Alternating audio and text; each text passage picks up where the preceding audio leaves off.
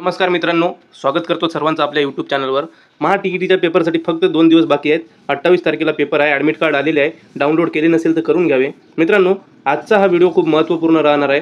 आपण खूप फास्टमध्ये रिव्हिजन करणार आहोत। ज्यांचा अभ्यास झाला नाही त्यांच्यासाठी तर फार महत्त्वाचा व्हिडिओ राहणार आहे। यामध्ये आपण CDP, Marathi, Hindi, social science संपूर्ण व्यवस्थित अभ्यास एकाच व्हिडिओमध्ये मित्रांनो बघा, स्टेप बाय स्टेप आपण सगळं समजून घेऊ। शॉर्टमध्ये व्यवस्थित तुमच्यापर्यंत पोहोचेल अशा कन्सेप्ट आहेत आणि व्यवस्थितपणे पेपर आपण पास करू शकतो असं आहे। तर सर्वप्रथम आपण बघूया सीडीपी। त्यापूर्वी जर चॅनलवर नवीन असाल तर फक्त सबस्क्राईब करा, व्हिडिओला एक लाईक करा आणि मित्रांनो कमेंटमध्ये तुमचा प्रतिसाद नोंदवण्यासाठी फक्त YES असं यस टाईप करा। मित्रांनो, आपण सुरू करूया आजच्या व्हिडिओला। सर्वप्रथम बघा, वाढ आणि विकास म्हणजे काय यावर प्रश्न हमखास येतो। तर बघा, वाढ ही केवळ शारीरिक आणि संख्यात्मक असते। उदाहरणार्थ उंची, वजन वाढणे आणि ती एका विशिष्ट वयानंतर थांबते। वाढ बघा ही शारीरिक आणि संख्यात्मक असते, तर उंची, वजन वाढणे आणि ती एका विशिष्ट वयानंतर थांबते। तर विकास हे गुणात्मक म्हणजे क्वालिटेटिव्ह असते आणि संख्यात्मक दोन्ही असतो। वाढ केवळ शारीरिक आणि संख्यात्मक असते, तर विकास गुणात्मक आणि संख्यात्मक दोन्ही असतो। विकास हा जन्मापासून तर मृत्यूपर्यंत होतो। ओम टू टोम अखंड चालणारी प्रक्रिया आहे, लक्षात ठेवायचं आहे। याचे महत्त्वाचे नियम काय आहे डेव्हलपमेंटने विकासाचे महत्त्वाचे नियम। तर बघा, यामध्ये 2 आहेत। पहिलं शीर्ष पुच्छ नियम, ज्यामध्ये विकास डोक्याकडून पायाकडे होतो, आणि दुसरं समीप दूर नियम, ज्याला प्रॉक्झिमो डिस्टल प्रिन्सिपल म्हणतात, ज्यामध्ये विकास केंद्राकडून परिघाकडे म्हणजे मध्यातून बाहेर होतो। उदाहरण बघा इथे। वाढ बघा, वाढ म्हणजे काय तर मुलाचे वजन 10 किलोवरून 12 किलो होणे म्हणजे वाढ होय। आणि विकास म्हणजे काय, मुलाने आधी उपडे होणे, मग बसणे, रांगणे आणि नंतर चालणे हा विकास आहे। आणि विकासाचा क्रम हा स्टेप बाय स्टेप असतो। मित्रांनो, फास्टमध्ये घेण्याचं कारण हे आहे, तुमचा अभ्यास झालेला असेल किंवा ज्यांचं झालेलं नाही त्यांना पण खूप उपयोगी व्हिडिओ आहे। तर प्रत्येक या जे आपण आज घेणार आहोत प्रत्येक कन्सेप्टवर प्रश्न विचारला जाणार आहे। महत्त्वपूर्ण टॉपिक आपण घेणार आहोत। यामध्ये सीडीपी, मराठी, हिंदी, सामाजिकशास्त्र संपूर्ण विषय आपण घेणार आहोत। पूर्ण महा टीईटीच्या पेपरसाठी खूप महत्त्वाचा विषय आहे, म्हणून काळजीपूर्वक लक्ष देऊन ऐका। परीक्षेसाठी कसे प्रश्न विचारतात त्याच्यावर बघा बरं, आपल्या विकासावर। तर प्रश्न उदाहरण बघूया। एक मूल आधी पूर्ण हाताने वस्तू पकडते आणि नंतर बोटांचा वापर करायला शिकते, हा विकासाचा कोणता नियम आहे? आताच आपण बघितलं, समीप दूर नियम, प्रॉक्झिमो डिस्टल नियम। दुसरा महत्त्वाचा पॉईंट आहे सीडीपीमध्ये जीन प्याजे। तर बोधात्मक विकास, जीन प्याजेनं कोणता विकास दिला? बोधात्मक, लक्षात ठेवायचं आहे। जीन प्याजेंनी बोधात्मक विकास दिलेला आहे। तर प्याजे यांच्यामध्ये मुलं हे सक्रिय ज्ञान निर्मिती करणारा असतो। मुलं जे असतात ते ॲक्टिव्ह क्रिएटर ऑफ नॉलेज असतात। त्यांनी जीन प्याजे यांनी 4 पायऱ्या सांगितलेल्या आहेत विकासाच्या। तर ते बघा कोणकोणते आहे। पहिली आहे संवेदी कारक अवस्था। जीन प्याजेंनी 4 अवस्था सांगितल्या आहेत। त्यामधली पहिली संवेदी कारक अवस्था, जे 0 ते 2 वर्षापर्यंत असतो। यामध्ये मुलं इंद्रियाद्वारे शिकते। येथे वस्तू सातत्य म्हणजे ऑब्जेक्ट परमनन्स हा गुण येतो। वस्तू डोळ्यासमोर नसली तरी तिचे अस्तित्व असते हे समजणे, या 0 ते 2 वर्षामध्ये याला संवेदी कारक अवस्था म्हणतात। नंतर अहमकेंद्रित प्रक्रियापूर्व अवस्था, जे 2 ते 7 वर्षामध्ये असते। यामध्ये मुलं स्वतःच्याच दृष्टिकोनातून विचार करते, तसेच निर्जीव वस्तूंना सजीव समजते, म्हणजे ॲनिमिझम, जीववाद, इगोसेंट्रिझम या वयामध्ये येते। 3 नंबर बघा, मूर्त प्रक्रिया। मित्रांनो, आपण प्रत्येक व्हिडिओ पूर्ण क्लिअरपणे व्यवस्थित एक्सप्लेनेशनसोबत बनवलेलं आहे प्रत्येक पॉईंट, ते तुम्ही आपल्या चॅनलवर बघू शकता। पण आता एक्झाम असल्यामुळे आपण फास्टमध्ये रिव्हिजन घेत आहोत आणि ही खूप महत्त्वाचा व्हिडिओ राहणार आहे, तर तुम्हाला समजेल असंच आपण सांगण्याचा प्रयत्न करत आहोत।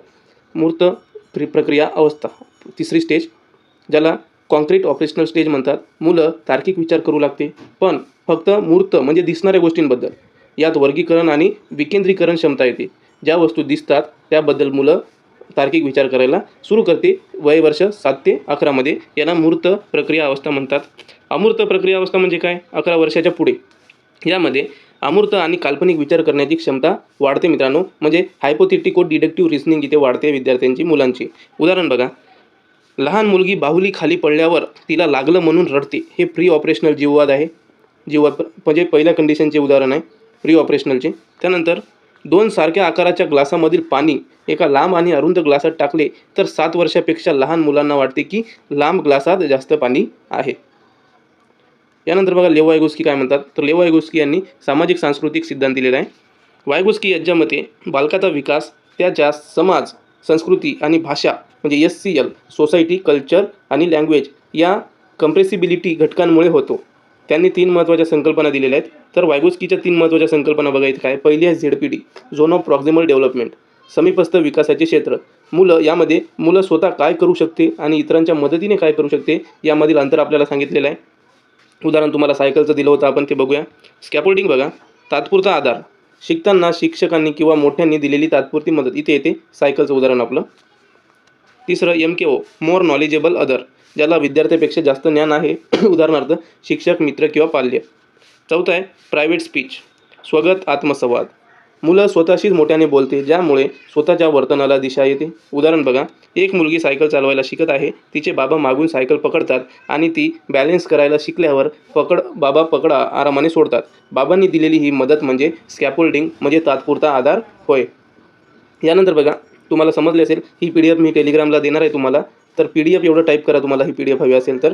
ही शॉर्ट PDF आहे. यामधून तुम्ही जर हे वाचून गेले तर तुमच्या खूप साऱ्या संकल्पना क्लिअर होईल आणि जास्तीत जास्त मार्क मिळण्याचे चान्सेस वाढेल. आणि मित्रांनो, एक सूचना अजून होती का आपण एक MCQ बेस्ड ट्रिक कसं सोडवायचं त्याचा व्हिडिओ आपण अपलोड केलेला आहे. त्याची लिंक तुम्हाला मी डिस्क्रिप्शनमध्ये देतो जर म्हणसाल तर. आणि मित्रांनो, ते तुम्ही बघा. जेव्हा तुमचं पूर्ण पेपर सोडवणं होईल त्यानंतर MCQ कसे हँडल करायचे हे ट्रिक त्यामध्ये दिलेली आहे आणि खूप उपयोगाची ट्रिक आहे. ती तुम्ही बघून घ्यावे, तुम्हाला परीक्षेमध्ये मदत होईल. चौथं बघा, लॉरेन्स कोहलबर्ग यांनी नैतिक विकासाचा सिद्धांत दिलेला आहे. कोहलबर्ग यांनी हिंज नावाच्या व्यक्तीच्या दुविधेवर आधारित नैतिकतेचे 3 स्तर आणि 6 पायऱ्या सांगितल्या आहेत. त्यामध्ये बघा, पहिलं स्तर पूर्वपारंपरिक 4 ते 10 वर्ष, ज्यामध्ये नैतिकता बाह्य घटकावर ठरते. पायरी 1 आहे यामध्ये शिक्षा व आज्ञापालन, आणि यामध्ये आहे पायरी 2 स्वतः हित साधनात्मक सापेक्षता, जशास तसे. कंडिशन 1 म्हणजे पूर्वपारंपरिक स्तरमध्ये 2 पायऱ्या आहेत, 2 स्टेजेस आहेत, शिक्षा व आज्ञापालन, आणि दुसरी स्वहित साधनात्मक सापेक्षता, जशास तसे. पारंपरिक स्तर बघा 10 ते 13 वर्षामध्ये येते. समाज काय म्हणेल याचा विचार, यामध्ये 2 पायऱ्या आहेत. पायरी 3 बघा, चांगला मुलगा चांगली मुलगी. पायरी 4 कायदा आणि सुव्यवस्था. तिसरं स्तर आहे उत्तर पारंपरिक स्तर, 13 वर्षाच्या पुढे. यामध्ये स्वतःचे नैतिक सिद्धांत, ज्यामध्ये पायरी 5 आहे सामाजिक करार, आणि पायरी 6 आहे वैश्विक नैतिक सिद्धांत. स्टेजेस म्हणू आपण यांना. उदाहरण बघा, मी जर गृहपाठ केला नाही तर शिक्षक मला मारतील, रागावतील, हा विचार करणारा मुलगा कोहलबर्गच्या शिक्षा व आज्ञापालन या पहिल्या पायरीवर आहे. म्हणजे जिथे विद्यार्थी विचार करायला लागतो की शिक्षक, मी गृहपाठ नाही केला तर शिक्षक मला मारेल, मी हे नाही केलं तर ते होईल. तर मित्रांनो, इथे विद्यार्थी शिक्षा व आज्ञापालन या पहिल्या पायरीवर आहे. तू मला तुझा डबा दिलास म्हणून मी तुला माझी पेन्सिल देईल, हे जशास तसे, म्हणजे टिट फॉर टॅटचे उदाहरण आहे मित्रांनो, जे की कुठे येतात आपल्या इथे बघा, पूर्वपारंपरिकच्या 2ऱ्या पायरीमध्ये, जशास तसे. पुढे जाऊया. मित्रांनो, व्हिडिओ जर उपयोगाचे वाटत असेल तर एक लाईक आणि कमेंटमध्ये YES नक्की टाईप करा. 5वा आहे बुद्धिमत्ता सिद्धांत, थेरीज ऑफ इंटेलिजन्स. तर बघा, इथे द्विघटक सिद्धांत म्हणजे 2 फॅक्टर थेरी चार्ल्स स्पिअरमन यांनी दिलेला आहे. चार्ल्स स्पिअरमनवर आपलं झालेलं आहे G आणि S फॅक्टर आपण शिकलेलो आहोत. पूर्णपणे व्हिडिओ अपलोड आहे. जर तुम्हाला व्यवस्थित कन्सेप्च्युअल बघायचं असेल तुम्ही तिथे बघू शकता, पण आता आपल्याकडे वेळ नाही म्हणून मी शॉर्टमध्ये घेण्याचा प्रयत्न करत आहे. द्विघटक सिद्धांत चार्ल्स स्पिअरमन यांनी दिलेला आहे. बुद्धिमत्तेचे 2 घटक असतात. एक G फॅक्टर म्हणजे जनरल, म्हणजे सामान्य क्षमता, जो उपजत असतो, आणि S फॅक्टर स्पेसिफिक, विशेष क्षमता, जो अर्जित केला जातो. इथे बघा. नंतर बहुविध बुद्धिमत्ता, थेरी ऑफ मल्टिपल इंटेलिजन्स कोणी दिलेली आहे सर्वांना माहीत आहे, हावर्ड गार्डनर यांनी दिलेली आहे. याच्यावर आपलं पूर्ण व्हिडिओ बनवलेला आहे, अपलोड केलेला आहे. यांनी 8 प्रकारच्या बुद्धिमत्ता सांगितल्या आहे. ज्यामध्ये बघा, पहिली भाषाविषयक, ज्यामध्ये कवी किंवा लेखक येतात. त्यानंतर तार्किक म्हणजे गणिती, लॉजिकल, मॅथमॅटिकल, ज्यामध्ये वैज्ञानिक, गणितज्ञ येतात.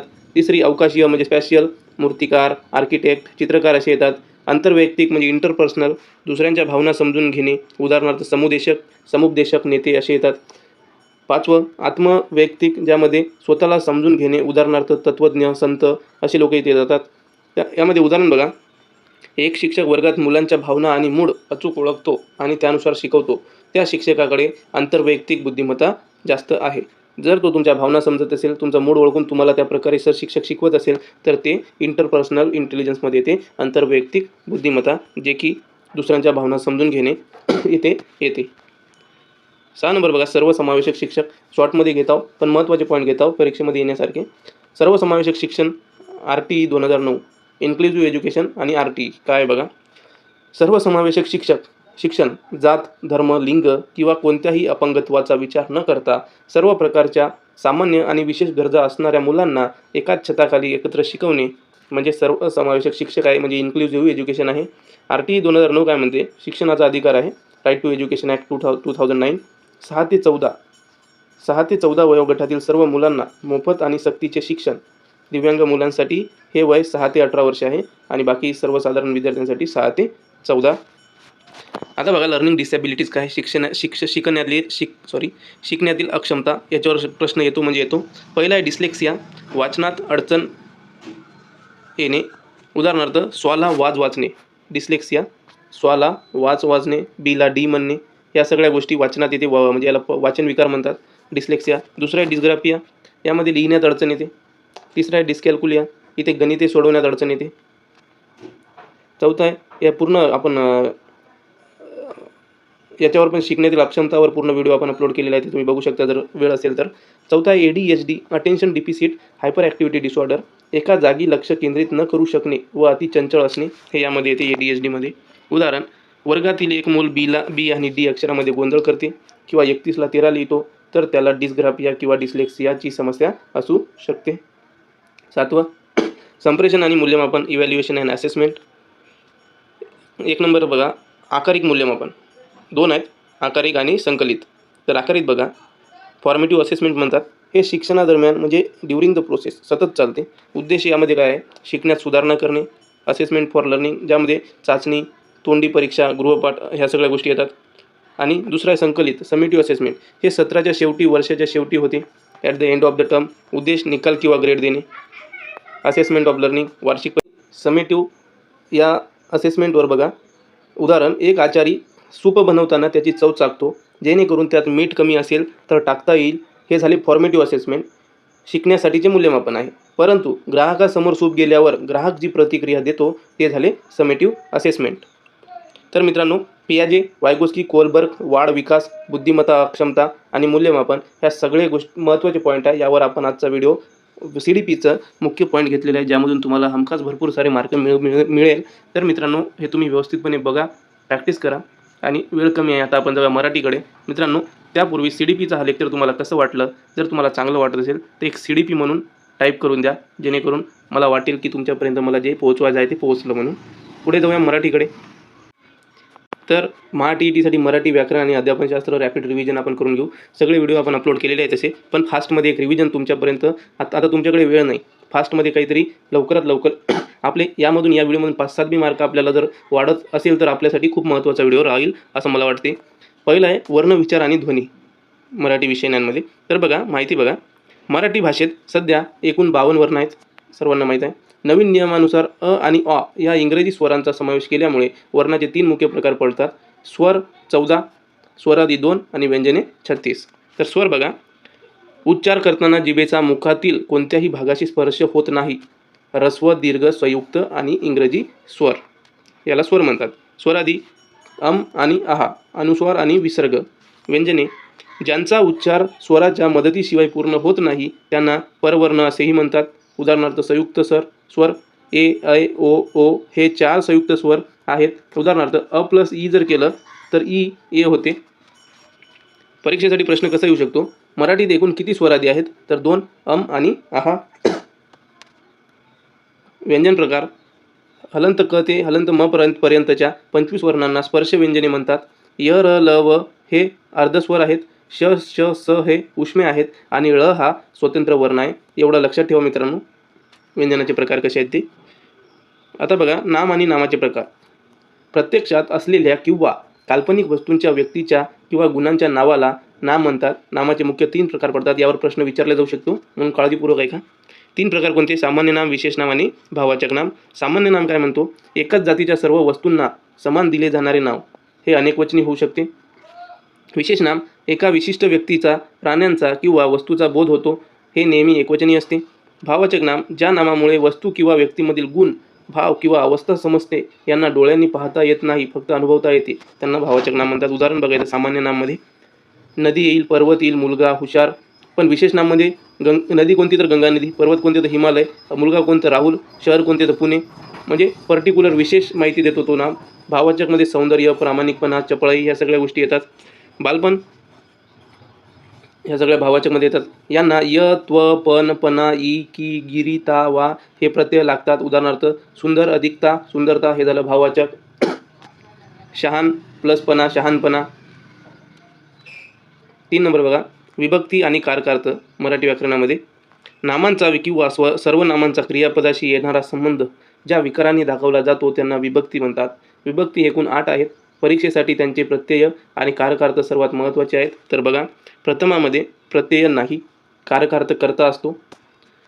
द्वितीयामध्ये सलाते सलानाते कारकार्थ कर्म असते. तृतीयामध्ये नेयेशी निहिशी कारकार्थ करण साधन असते. यावर पण आपला पूर्ण व्हिडिओ आपण अपलोड केलेला आहे विभक्तीवर, तुम्ही बघू शकता. चतुर्थी सलाते सलानाते कारकार्थ संप्रदान दान किंवा भेट. पंचमी ऊन हून कारकार्थ अपादान दुरावा किंवा वियोग. षष्टी चाचीचे चाचीचे कारकार्थ बघा संबंध आहे इथे. सप्तमी तय्या तय्या कारकार्थ अधिकरण स्थान किंवा वेळ. संबोधन बघा प्रत्यय नाही, नो अनेक वचन कारकार्थ हाक मारणे. उदाहरण रामाने वाघास मारले. तर इथे बघा रामाने हे तृतीय विभक्ती आहे आणि कारकार्थ कर्ता आहे. वाघास द्वितीय विभक्ती आहे आणि कारकार्थ कर्म आहे. तो आगगाडीने मुंबई गेला. आगगाडीने तृतीय विभक्ती, कारण आगगाडी हे जाण्याचे साधन म्हणजेच करण आहे. गुरुजींनी विद्यार्थ्याला पुस्तके दिले. विद्यार्थ्याला चतुर्थी विभक्ती, कारण येथे देण्याची किंवा दानाची क्रिया आहे म्हणजेच संप्रदान आहे. 4 बघा प्रयोग बघूया आता. किती प्रयोग आहेत तर मुख्य 3 प्रयोग आहेत. कोणकोणते? कर्तरी कर्मणी आणि भावे. तर कर्तरी प्रयोग बघा, क्रियापद हे कर्त्याच्या लिंग वचन किंवा पुरुषानुसार बदलते. यात कर्ता नेहमी प्रथमा विभक्तीत असतो, त्याला प्रत्यय नसतो. कर्मणी बघा, क्रियापद हे कर्माच्या लिंग किंवा वचनानुसार बदलते. यात कर्त्याला प्रत्यय असतो आणि कर्म प्रथमा विभक्तीत असते, याला प्रत्यय नसलेले प्रथमा विभक्तीत असते. भावे, क्रियापद कर्ता किंवा कर्म या दोघांच्याही नुसार बदलत नाही. ते नेहमी तृतीय पुरुषी नपुसकलिंगी एकवचनी आणि स्वतंत्र असते. यात कर्ता आणि कर्म दोघांनाही प्रत्यय असतो. उदाहरणे बघा कर्तरीसाठी, तो आंबा खातो किंवा ती आंबा खाते. कर्त्यानुसार क्रियापद बदलते, बरोबर. तो झालं तर खातो आला, ती झालं तर खाते आलं, तर कर्त्यानुसार क्रियापद बदलले. कर्मणी प्रयोग बघा, रामाने आंबा खाल्ला, रामाने चिंच खाल्ली. कर्मानुसार क्रियापद बदलते. ओके, इथे बघा कर्म आंबा, कर्म चिंच, त्यानुसार क्रियापद खाल्ला आणि खाल्ली बदलले, पण कर्ता रामाने तसंच आहे. भावे बघा, शिक्षकांनी विद्यार्थ्याला बदलले. कर्त्याला आणि कर्माला दोघांनाही प्रत्यय आहे, क्रियापद बदलत नाही. कर्ता कोण आणि क्रियापद कोण कमेंटमध्ये नक्की सांगा. 5 समास आणि त्याचे प्रकार. शब्दाच्या एकत्रीकरणाला समास म्हणतात. समासाचे 4 मुख्य प्रकार आहेत. पहिलं अव्ययी भाव समास, दुसरं सत्तत्पुरुष, तिसरं द्वंद्व, चौथं बहुव्रीही. एकेकाने बघूया. अव्ययी भाव समास काय म्हणतो? पहिले पद महत्त्वाचे असते आणि तो शब्द बहुधा क्रियाविशेषण असतो. उदाहरणार्थ आ, यथा, प्रति, हर, दर हे उपसर्ग. तत्पुरुष, दुसरे पद महत्त्वाचे असते. विग्रह करताना विभक्ती प्रत्ययाचा वापर करावा लागतो. द्वंद्व, दोन्ही पदे अर्थाच्या दृष्टीने समान महत्त्वाची असतात आणि व किंवा अथवा या शब्दांनी विग्रह होतो. बहुव्रीही समास, दोन्ही पदे महत्त्वाची नसून त्यावरून तिसऱ्याच पदाचा बोध होतो. उदाहरणं बघा अव्ययी भाव समासासाठी. यथाशक्ती, शक्तीप्रमाणे, आजन्म, जन्मापासून. तत्पुरुष, राजवाडा, राजाचा वाडा. षष्टी तत्पुरुष, कष्टसाध्य, कष्टाने साध्य, तृतीय तत्पुरुष. द्वंद्व, आई बाप, आई आणि बाप, पाप पुण्य, पाप किंवा पुण्य. बहुव्रीही गजानन, गजाचे आनंद आहे ज्याला असा तो गणपती. नीलकंठ, निळा आहे कंठ ज्याचा असा तो शंकर. हे उदाहरण आहेत. ही PDF तुम्ही बघा, तुम्हाला समजेल. टेलिग्रामला मी देणार आहे, तर PDF एवढं टाईप करावे. 6 नंबर मराठी भाषा अध्यापनशास्त्र. भाषा शिकणे आणि भाषा संपादन करणे या 2 वेगवेगळ्या संकल्पना आहेत. तर भाषा ॲक्विजिशन म्हणजे भाषा संपादन. मुलं आपल्या कुटुंबात आणि वातावरणातून मातृभाषा सहज, नैसर्गिक आणि कोणत्याही व्याकरणाच्या नियमाशिवाय शिकते. यात कोणताही औपचारिक प्रयत्न करावा लागत नाही. भाषा अध्ययन, लँग्वेज लर्निंग. दुसरी भाषा उदाहरणार्थ इंग्रजी किंवा हिंदी शिकण्यासाठी मुलाला जाणीवपूर्वक प्रयत्न करावे लागतात. हे शाळा, शिक्षक, पुस्तके आणि व्याकरणाच्या नियमाच्या माध्यमातून औपचारिक पद्धतीने होते. उदाहरण बघा, भाषेची 4 मूलभूत कौशल्य आहेत. महत्त्वाचे मुद्दे बघा, उदाहरण आणि महत्त्वाचे मुद्दे. भाषेचे 4 महत्त्वाचे मूलभूत कौशल्य, याच्यावर पूर्ण व्हिडिओ आपला संपूर्ण अपलोड केलेला आहे. LSRW म्हणजे लिसनिंग, स्पीकिंग, रीडिंग आणि रायटिंग. श्रवण, ऐकणे, भाषा बोलणे, वाचन, वाचणे आणि लेखन, लिहिणे या क्रमाने कौशल्याचा विकास होतो. LSRW. शुभोपाली, ग्रहणशील कौशल्ये, रिसेप्टिव्ह स्किल्स, श्रवण आणि वाचन याद्वारे आपण ज्ञानात घेतो. अभिव्यक्ती कौशल्ये कोणती असतील मग? भाषण आणि लेखन याद्वारे आपण आपले विचार बाहेर मांडतो. रिसेप्टिव्ह स्किल आणि प्रोडक्टिव्ह स्किल, ग्रहणशील कौशल्य आणि अभिव्यक्त कौशल्य. तर परीक्षेसाठी बघा कसा येतो प्रश्न. प्राथमिक स्तरावर भाषा शिकवताना शिक्षकांनी कोणत्या गोष्टीला सर्वाधिक महत्त्व दिले पाहिजे? उत्तर बघा, भाषेचा विविध संदर्भात वापर करण्यासाठी संधी देणे म्हणजे लँग्वेज एक्सपोज्युअर. 7 नंबर, व्याकरण अध्यापन पद्धती. वर्गात व्याकरण शिकवण्याच्या प्रामुख्याने 2 पद्धती आहे. पहिली इंडक्टिव्ह, दुसरी डिडक्टिव्ह. तर पहिली आहे उद्गामी, दुसरी आहे अवगामी. पहिली बघा, या पद्धतीत शिक्षिका आणि विद्यार्थ्यांना भरपूर उदाहरणे देते. शिक्षिका आधी विद्यार्थ्यांना भरपूर उदाहरणे देते आणि त्या उदाहरणांच्या निरीक्षणावरून विद्यार्थी स्वतः नियम तयार करतात. ही पद्धत बालकेंद्री आणि उत्कृष्ट मानली जाते. Inductive method. उद्गामी पद्धतीमध्ये उदाहरण बघा, शिक्षकाने आधी फळ्यावर अनेक नामे लिहिली, उदाहरणार्थ हिमालय, गंगा, राहुल, आणि नंतर सांगितले की ही सर्व नामे विशेष नामे आहेत. तर ही उद्गामी पद्धती झाली. उदाहरणाकडून नियमाकडे गेले. 2 अवगामी पद्धत बघा कसं आहे. या पद्धतीत शिक्षक आधी व्याकरणाचा नियम किंवा सूत्र सांगतात आणि नंतर तो नियम समजावून सांगण्यासाठी उदाहरणे देतात. ही पद्धत शिक्षक केंद्री असते. उदाहरण बघा, अवगामी पद्धती, शिक्षकाने व्याख्या सांगितली की विशिष्ट वस्तूच्या नावाला विशेष नाम म्हणतात आणि नंतर उदाहरणे दिली, तर ही अवगामी पद्धती झाली. नियमाकडून उदाहरणाकडे. इथे थांबू मराठीसाठी, पण आता हिंदीकडे जाऊया. मराठी विषयामध्ये वर्णविचार, नाम, विभक्ती, प्रयोग, समास आणि अध्यापनशास्त्रातील भाषा कौशल्य व व्याकरणाच्या पद्धती यावर दरवर्षी हमखास प्रश्न विचारले जातात. हे मुद्दे व्यवस्थित रिवाईज करून घ्या. व्यवस्थितपणे बघा, हे विषय सुटले की सुटले नसेल हे टॉपिक तुम्ही वारंवार वाचा. 2 दिवस राहिले. जर मराठीचा हा व्हिडिओ आवडला असेल तर एक लाईक करा, सबस्क्राईब करा, कमेंटमध्ये मराठी असे टाईप तुम्ही करू शकता. आता जाऊया हिंदीकडे. आता येऊया हिंदीकडे. तर हिंदी पण खूप महत्त्वाचा विषय आहे आपल्यासाठी. 30 गुण आहे याच्यावर. तर महत्त्वाचे टॉपिक आपण बघूया काय ते. तर सर्वप्रथम बघू पेडागॉजीमध्ये भाषा अर्जन और भाषा अधिगम. मराठीमध्ये आपण आता शिकलो. भाषा अर्जन, जब बच्चा बिना किसी औपचारिक साधन जैसे स्कूल, किताब के आसपास के वातावरण और परिवार से स्वाभाविक रूप से भाषा सीखता है तो उसे भाषा अर्जन कहते हैं. यह एक अचेतन, अनकॉन्शियस और प्राकृतिक प्रक्रिया है. इसमें मातृभाषा सीखी जाती है. भाषा अधिगम, जब बच्चा किसी दूसरी भाषा जैसे अंग्रेजी या अन्य भाषा को नियम, व्याकरण, पाठ्यपुस्तक और शिक्षक के माध्यम से सचेत रूप से कॉन्शियसली सीखता है तो उसे भाषा अधिगम कहते हैं. यह एक औपचारिक प्रक्रिया है. उदाहरण, एक बच्चा घर पर रहकर अपने माता पिता को देखकर हिंदी बोलना सीख जाता है, यह भाषा अर्जन है. लेकिन वही बच्चा जब स्कूल जाकर नियमों के साथ अंग्रेजी सीखता है तो वह भाषा अधिगम कहलाता है. 2 इथे बघा, नंतर भाषायिक कौशल काय काय, लँग्वेज स्किल काय काय. तर हेच LSRW, श्रवण, सुनना, बोलना, पढना, लिखना, सुबह हे आत्ताच झालेलं आहे आपलं मराठीमध्ये. हेच आहे. त्यामध्ये बघा, ग्रहणात्मक कौशल म्हणजे रिसेप्टिव्ह स्किल, सुनना, पढना येते. अभिव्यक्तात्मक कौशल म्हणजे प्रोडक्टिव्ह स्किल, ज्यामध्ये बोलना आणि लिखना येते. पठन के प्रकार, सस्वर पठन, बोलकर पढ़ना, प्राथमिक स्तर के लिए उपयोगी, और मौन पठन, मन में पढ़ना, उच्च प्राथमिक स्तर पर अर्थ ग्रहण करने के लिए उपयोगी. उदाहरण, परीक्षा में प्रश्न बघा कसे येऊ शकते. कक्षा में कहानी सुनाने के बाद बच्चों से उस पर बातचीत करने का मुख्य उद्देश्य क्या है? तर उत्तर, बच्चों की सुनने और बोलने की क्षमता का विकास करना. यानंतर बघा, संज्ञा और उसके भेद, किसी व्यक्ति, वस्तु, स्थान, भाव या गुण के नाम को संज्ञा कहते हैं. मुख्य रूप से संज्ञा के 3 भेद परीक्षा के लिए सबसे महत्वपूर्ण है. तेच आता झालेलं आपलं सामान्य नाम, विशेष नाम आणि भाववाचक नाम.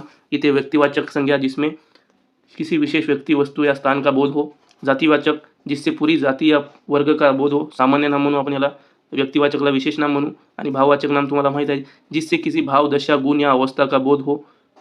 इन्हें छुपा नहीं जा सकता, केवल महसूस किया जा सकता है. उदाहरण, तेच व्यक्तिवाचकमध्ये हिमालय, गंगा, दिल्ली, सचिन. जातिवाचकमध्ये पर्वत, नदी, शहर, लड़का. भाववाचकमध्ये बुढ़ापा, मिठास, ईमानदारी, बचपन, क्रोध, हे असे शब्द. परीक्षासाठी प्रश्न बघा, एक वाक्य बघा, ताजमहल की सुंदरता देखने लायक है. इस वाक्य में सुंदरता भाववाचक संज्ञा है और ताजमहल व्यक्तिवाचक संज्ञा है. कारक और चिन्ह, संज्ञा या सर्वनाम का वाक्य के अन्य शब्दों, विशेषकर क्रिया से संबंध बताने वाले चिन्हों को कारक या विभक्ति चिन्ह, परसर्ग कहते हैं. हिंदी में कुल 8 कारक होते हैं. बघूया काय काय ते. कर्ता, ने, कर्म, को, करण, से या के द्वारा साधन के अर्थ में. संप्रदान, को या के लिए कुछ देने के अर्थ में. अपादान, से अलग होने, तुलना करने या डरने के अर्थ में. संबंध, का, की, के, रा, री, रे, किसका, उसका, उसकी. अधिकरण, में, पर, स्थान या समय, इस जगह पर, उस समय में. संबोधन, हे, अरे, ओ. एग्जाम्पल बघा, पेड़ से पत्ता गिरा, यह पेड़ से में अपादान कारक है क्योंकि पत्ता पेड़ से अलग हो रहा है. राम ने चाकू से सेब काटा, यह चाकू से में करण कारक है क्योंकि चाकू सेब काटने का साधन है. 5 संधि और उसके प्रकार। 2 वर्णों के पास पास आने से जो विकार परिवर्तन होता है उसे संधि कहते हैं। इसके 3 मुख्य भेद हैं। 1 स्वर संधि, स्वर के साथ स्वर का मेल। इसके 5 उपभेद है। दीर्घ, गुण, वृद्धि, यन संधि, अयादि संधि। व्यंजन संधि, व्यंजन के साथ स्वर या व्यंजन का मेल। तीसरा विसर्ग संधि, विसर्ग के साथ स्वर या व्यंजन का मेल। एक्झाम्पल दीर्घ स्वर संधि। हिम अधिक आलय, हिमालय। इथं इथं बघा म म्हणजे म सोबत अ, म मध्ये अ तुकडा आहे आणि इथे आ आलं. अ अधिक आ झालं म्हणजे दीर्घ स्वर संधी. त्यानंतर बघा गुण स्वर संधी, महा अधिक ईश. इथे आ लपलेला आहे आणि इथली ई असे मिळून ए होते म्हणून गुण स्वर संधी. व्यंजन संधी बघा, जिथे इथे त आणि इथे ला दोन्ही व्यंजन आहेत. वाक अधिक ईश, वागीश. उत अधिक लास, उल्हास. विसर्ग संधी, नि अधिक धन, निर्धन. मन अधिक रथ, मनोरथ. समास और उसके भेद। 2 या 2 से अधिक शब्दों के मेल से नए शब्द बनाने की प्रक्रिया को समास कहते हैं। मुख्य भेद, अव्ययी भाव समास, पहला पद प्रधान और अव्यय होता है, जैसे यथा, प्रति, आ, भर, उपसर्ग. उदाहरण भी बघू समोर. तत्पुरुष समास, दूसरा पद प्रधान होता है और बीच की कारक विभक्ति का लोप होता है. द्वंद्व समास, दोनों पद प्रधान होते हैं और बीच में और या का लोप होता है. बहुव्रीहि समास, कोई भी पद प्रधान नहीं होता बल्कि दोनों पद मिलाकर किसी तीसरे अर्थ की ओर संकेत करते हैं. आताच झालं आपलं. अव्ययी भावचं उदाहरण बघा, यथाशक्ती, शक्ती के अनुसार. प्रतिदिन, प्रत्येक दिन. तत्पुरुष, राजपुत्र, राजा का पुत्र. जेब कतरा, जेब कतरने वाला. द्वंद्व समास बघा, माता पिता, सुख दुःख दोन्ही प्रधान शब्द आहेत. बहुव्रीहि, लंबोदर, लंबा है उदर जिसका अर्थात गणेश जी. दशानन, दश है आनंद जिसके अर्थात रावण. तिसऱ्या शब्दाचा उच्चार इथे होत आहे. आता व्याकरण कसं शिकवायचं त्याचे विधी आहेत. एक आगमन आताच बघितली आणि दुसरं निगमन, इंडक्टिव्ह मेथड दोन्ही बघितले आपण. आगमन मध्ये बघा, इस विधि में शिक्षक पहले बच्चों के सामने कई उदाहरण प्रस्तुत करते हैं और फिर उन उदाहरणों के आधार पर बच्चे खुद नियम बनाते हैं और यह प्राथमिक स्तर के लिए सबसे सर्वश्रेष्ठ और वैज्ञानिक विधि है. उदाहरण, शिक्षक ने पहले बोर्ड पर लिखा राम, आम, मुंबई, बुढ़ापा. फिर बच्चों को समझाया कि ये सब नाम है और नाम को ही संज्ञा कहते हैं. उदाहरण से नियम की ओर गए इधर. म्हणजे आगमन विधीमध्ये, इंडक्टिव्ह मेथडमध्ये. आता डिडक्टिव्ह निगमन विधि, यामध्ये इस विधि में शिक्षक पहले व्याकरण नियम पढ़ाता है, उसके बाद उदाहरण देता है. यह नियम केंद्रित विधि है. शिक्षक पहले परिभाषा लिखवाई की किस नाम को संज्ञा कहते हैं और बाद में उदाहरण दिए नियम से उदाहरण की ओर, म्हणजे निगमन विधि. आणि उदाहरणापासून नियमाकडे म्हणजे आगमन विधि. हिंदी विषय में भाषा अर्जन, अधिगम, भाषाई कौशल, संज्ञा, कारक, संधि, समास और व्याकरण शिक्षण की विधियों से हमेशा सीधे प्रश्न पूछे जाते हैं. इन बिंदुओं को अच्छे से दोहराए. रिव्हिजन चांगल्या प्रकारे करा. दिवस कमी आहे, फास्टमध्ये घेण्याचा प्रयत्न करत आहोत. काही चुकलं असेल तर माफ करा. आता जाऊया सामाजिक शास्त्राकडे. मित्रांनो, तो पूर्वी कमेंटमध्ये हिंदी असे टाईप करा जर तुम्हाला आवडलं असेल तर. सामाजिक शास्त्र बघूया रॅपिड फायर फास्टमध्ये, रॅपिड रिव्हिजन. तर बघू पहिले सातवाहन काळ आणि छत्रपती शिवाजी महाराजांचा काळ. सातवाहन घराणे महाराष्ट्रातील पहिले महत्त्वाचे घराणे म्हणजे सातवाहन घराणे होय. त्यांची राजधानी प्रतिष्ठान, सध्याचे पैठण, ही होती. या काळातील गौतमीपुत्र सातकर्णी हा सर्वात पराक्रमी राजा होता. त्यांनी गाथा सप्तशती हा प्रसिद्ध ग्रंथ राजा हाल याने प्राकृत भाषेत लिहिला. शिवकाळ व अष्टप्रधान मंडळ. छत्रपती शिवाजी महाराजांनी स्वराज्याच्या प्रशासनासाठी अष्टप्रधान मंडळ नेमले होते, ज्यामध्ये 8 मंत्री, मुख्य प्रधान म्हणजे पंतप्रधान, पेशवे, राज्यकारभार पाहणे, अमात्य, राज्याचा जमा खर्च पाहणे आणि सेनापती, सैन्याचे नेतृत्व करणे हे प्रमुख होते. उदाहरण आणि परीक्षेसाठी प्रश्न बघा. सातवाहन काळातील प्रसिद्ध व्यापारी केंद्रे कोणती होती? तर उत्तर राहणार आहे जुन्नर, प्रतिष्ठान, तेर आणि पैठण. शिवाजी महाराजांच्या अष्टप्रधान मंडळात न्यायाचे काम कोण पाहत असे? तर निराजी रावजी, न्यायाधीश. स्वराज्याची पहिली राजधानी कोणती होती? तर राजगड, नंतर रायगड ही मुख्य राजधानी झाली. आता बघा दुसरा पॉईंट, भारताच्या स्वातंत्र्य लढा आणि महत्त्वाच्या संस्था. सामाजिक शास्त्रामध्ये खूप सारे पॉईंट आहेत, काय विचार काही सांगता येत नाही, पण महत्त्वाचे ज्याच्यावर प्रश्न विचारले जाऊ शकतात ते टॉपिक आपण घेतले आहे. तर सोशल SST असं टाईप करून प्रतिसाद द्यावे. भारताचा स्वातंत्र्य लढा आणि महत्त्वाच्या संस्था. 1857चा उठाव हा भारताचा पहिला स्वातंत्र्य लढा मानला जातो. याची सुरुवात बराकपूर छावणीतून मंगल पांडे यांनी केली. महाराष्ट्रातून उमाजी नाईक, चिमासाहेब बाबासाहेब भावे यांनी नेतृत्व केले. राष्ट्रीय सभा INC स्थापना बघा 28 डिसेंबर 1885 रोजी मुंबईतील गोकुळदास तेजपाल संस्कृत कॉलेजमध्ये झाली. पहिले अध्यक्ष व्योमेशचंद्र बॅनर्जी हे होते. महत्त्वाच्या संस्था व संस्थापक. सत्यशोधक समाज महात्मा ज्योतिराव फुले यांनी 1873. प्रार्थना समाज दादोबा पांडुरंग व आत्माराम पांडुरंग 1867, आर्य समाज स्वामी दयानंद सरस्वती 1875. परीक्षेसाठी बघा काय महत्त्वाचे आहे. वेदांकडे परत चला, बॅक टू द वेदास ही घोषणा कोणी केली तर स्वामी दयानंद सरस्वती यांनी. मवाळ आणि जहाल मतप्रवाह, लोकमान्य टिळक, लाला लजपत राय आणि बिपिनचंद्र पाल, लाल बालपाल हे जहाल पुढारी होते, तर गोपाळकृष्ण गोखले हे मवाळ पुढारी होते.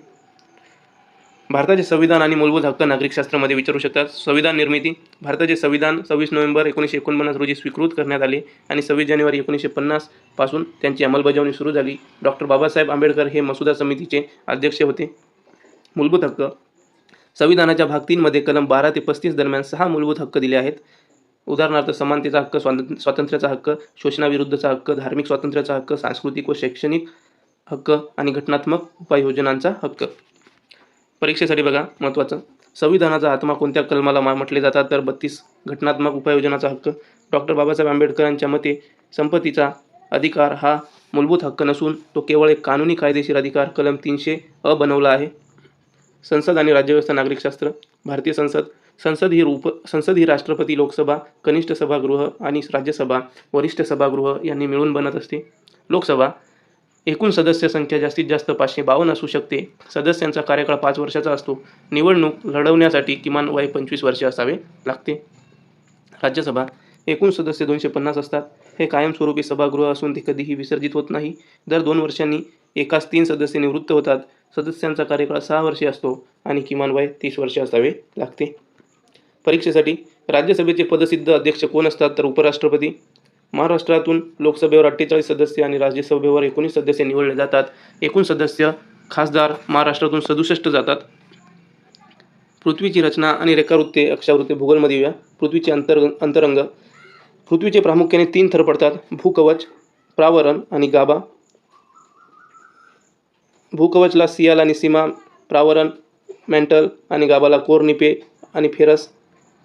अक्षावृत्त आणि रेखावृत्त, पृथ्वीवरील काल्पनिक आडव्या रेषांना अक्षावृत्त म्हणतात. एकूण 181. सर्वात मोठे अक्षावृत्त म्हणजे विषुववृत्त 0 अंश होय. उभ्या काल्पनिक रेषांना रेखावृत्त म्हणतात. एकूण 360. 0 अंश मुख्य रेखावृत्त ग्रीनिच GMT मधून जाते. परीक्षेसाठी महत्त्वाचं, 2 रेखावृत्तामधील अंतरामध्ये किती मिनिटाचा फरक असतो तर लक्षात ठेवायचा 4 मिनिटे. 1 अंश अंतर कापायला पृथ्वीला 4 मिनिटे लागतात. भारताची प्रमाणवेळ IST ही ग्रीनिच वेळेपेक्षा किती तास पुढे आहे तर उत्तर 5 तास 30 मिनिटे पुढे. ही वेळ अलाहाबाद जवळील 82.5 अंश पूर्व रेखावृत्तावरून ठरवली आहे. महाराष्ट्राचा भूगोल, नद्या आणि पर्वतरांगा. महाराष्ट्राच्या पश्चिमेस सह्याद्री पर्वत पसरलेला आहे. सह्याद्रीतील सर्वात उंच शिखर कळसुबाई 1646 मीटर, अहमदनगर हे आहे. उत्तरेला सातपुडा पर्वतरांग आहे ज्यातील उंच शिखर अस्तंबा आहे. नदी प्रणाली, गोदावरी बघा. महाराष्ट्रातील सर्वात लांब आणि मोठी नदी, उगम त्र्यंबकेश्वर, नाशिक. हिला दक्षिण गंगा म्हणतात. महाराष्ट्राचे तब्बल 49% क्षेत्र गोदावरी खोऱ्याने व्यापले आहे. पूर्ववाहिनी नद्या, गोदावरी, कृष्णा, भीमा बंगालच्या उपसागराला मिळतात. पश्चिमवाहिनी नद्या, तापी, नर्मदा आणि कोकणातील नद्या अरबी समुद्राला मिळतात. परीक्षेसाठी, सह्याद्री पर्वतातून पूर्व दिशेला कोणत्या उपरांगा निघतात तर उत्तर आहे सातमाळा, अजिंठा, हरिश्चंद्र, बालाघाट आणि शंभू महादेव रांगा. दक्षिण भारतातील सर्वात मोठे नदीखोरे कोणते तर उत्तर आहे गोदावरी नदीखोरे.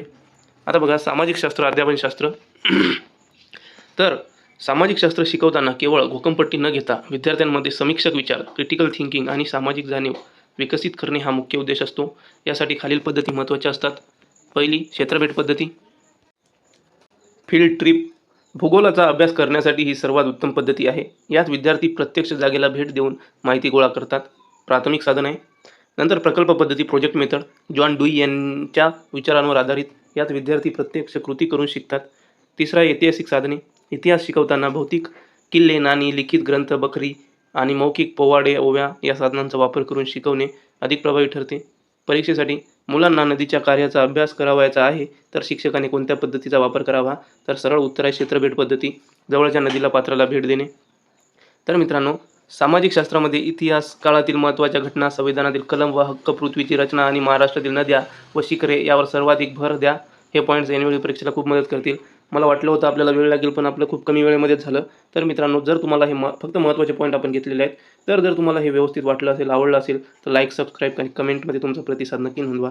PDF साठी PDF टाईप करा, तुम्हाला अवेलेबल करून देण्यात येईल. धन्यवाद मित्रांनो, थँक्यू सो मच.